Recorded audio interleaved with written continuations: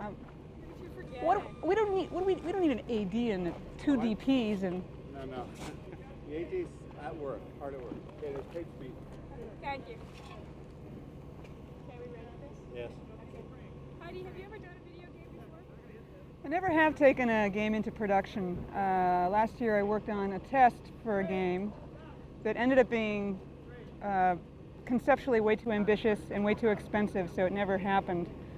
And that was more of a mixed media show with a lot of blue screen and models and actors and animation all composited together.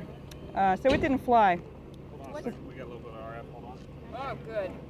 Okay, I need another hard hat. Wait a minute. I think, no, sequentially we'll just have more and more hats. And that, That will be a cat in the hat. yeah, that whole Bartholomew Cubbins story, that was a doctor's. Then somebody else can hand you one like this, Yeah, in the middle of it. Well, actually, maybe you should start with two and people can hand them in to you. okay. Take that hat off, soldier. Oh, sorry. Ready. Still rolling. The same question? Got speed. Heidi, have you ever produced a video game or directed a video game before? Want the same answer? Yeah. Okay. That's fine. You can tighten it a little bit. Okay, this is the first game that has gone into production. I worked on a test last year for a game that ended up being too ambitious and too expensive. So, yeah, this is the first one. What's your production history? What have you done in the past? What kinds of productions? My production experience has mostly been commercials and specifically with a lot of mixed media, special effects, animation, live action, post-production intensive kinds of jobs. How does this compare? How does doing a video game compare to those kinds of productions? Well, it's different in a couple of ways. The first thing is that there are virtually no special effects here, which I'm really liking a lot. Instead, we just have a lot of slapstick and stunts and people falling into holes. And but then, just in general, the whole interactive production scene is so different from what I'm used to and what most people on this show are used to, because normal production is linear, and as a director, it's easier because I just need a vision that takes me from the beginning to the end. Whether it's a commercial or a feature or an experimental music video, at least it only goes together one way. You start, you work on the cuts all the way through. You come up with a complete package, but you only need to do it once. And of course, with interactive production, you need to anticipate dozens, if not hundreds, of ways the game can play. And so it's much more challenging as a director to have a vision that can be consistent and just to imagine how something's going to cut together when there are all those variations possible. What made you a good candidate for the part? That's a really good question. I guess because I was willing. That's right. I had the courage. The courage, I had the vision. And Dina's a good friend of mine. That always does it. Well, how would you describe this project?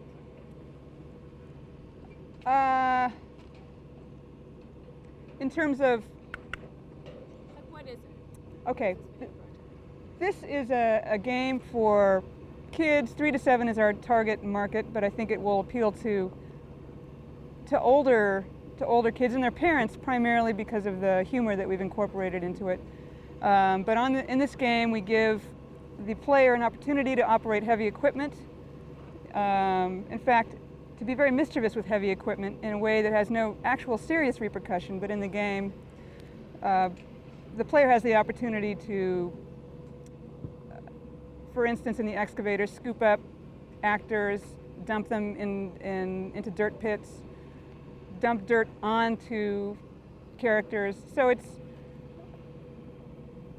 we're appealing to both the kids who really are interested in operating heavy equipment and just what is interesting about the mechanisms of the actual operations, but then also it's like playing in a big sandbox. It's like saying, well, what if instead of just scooping up this dirt, or what if instead of just taking this bulldozer and shoving this thing around. What if we actually crash through a fence and wreck a car? Whoa. And of course, that can appeal to everybody. Everybody here can get into that. Do you sort of feel like you're on the cutting edge in a way in this industry right now? Yeah.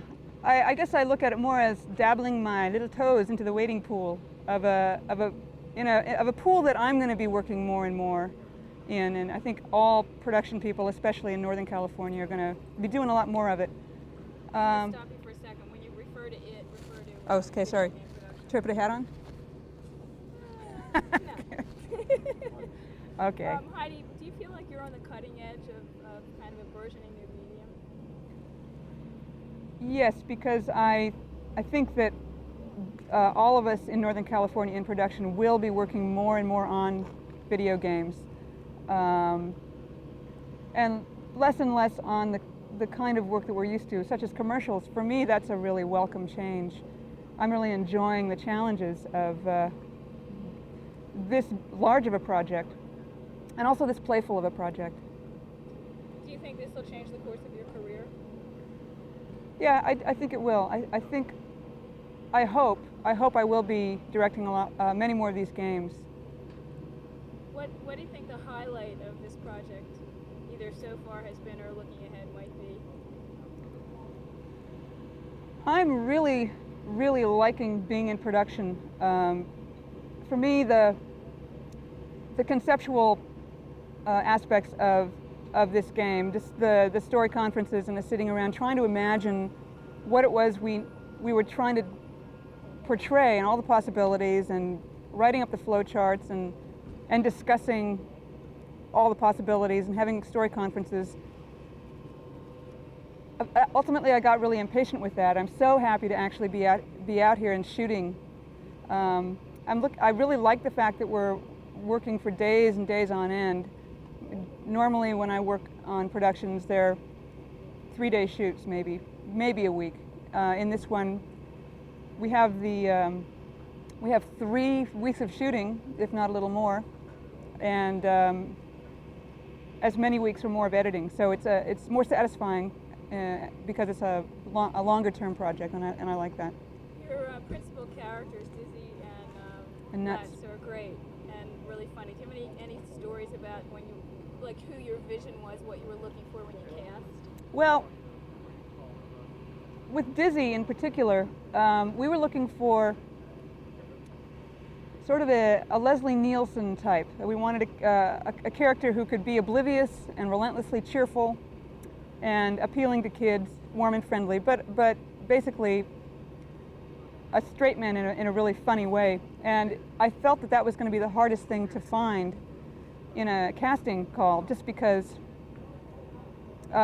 it's really difficult to direct somebody into that direction, because it's a very subtle edge to ride.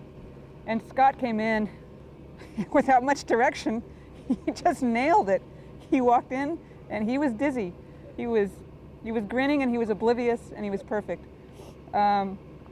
With Nuts, we originally conceived the character slightly differently, as having a little bit of a harder edge. And so we'd selected different types to begin with. Based on our focus test, we had to rethink the character and make him a little bit softer. But we had a great, again, with Larry, he was, I didn't actually go to his session. I just saw a tape because I was up here and he was in LA. But in his audition, it was a very brief audition. They just had him run through the lines once. It was probably 20 seconds long, but he nailed it. He was so perfect. He was agitated and uptight, but I don't want to say goofy, because Larry has a particular spin on that is his own. It has a little bit of an edge. I mean, that character just is so aggravated by Dizzy's oblivious character that, again, it's a hard edge to ride, but Larry did a perfect job. Do you think the qualifications for actors doing these games are a little bit different than actors that might be doing commercials or big screen or anything like that? Well, I think that primarily an actor gets the opportunity to develop a character a little bit more. for me, that's great too. In a commercial production, it may take a day or two to really hit the stride, and by then you've shot everything. Here, we have the chance to develop the characters, and we have another 2.5 weeks with which to play with those characters. And I think for them, that's appealing because they can really have a chance to stick with something. How much finished product do you plan on ending up with? Ultimately, we'll have an hour's worth of material on the disc. We'll probably, I'm not sure what our shooting ratio is, but we'll probably end up with 24 hours worth of material to cull down. So, to an hour. Yeah. And how's the process working? You had X amount of pre-production, 13 days of production, and how much post? Just lay it out in terms of days. Pre-production has took about. Start from the beginning again. Okay. Pre-production has taken about 2 to 3 months. In that period, we actually shot and put together a test that went and got digitized, and we were able to do a focus test with kids. So we actually accomplished a lot in that phase. Production will be 13 to 15 days. Post-production will be probably 3 to 4 weeks, and then programming itself, probably another, I'm not exactly clear on that, another couple of months.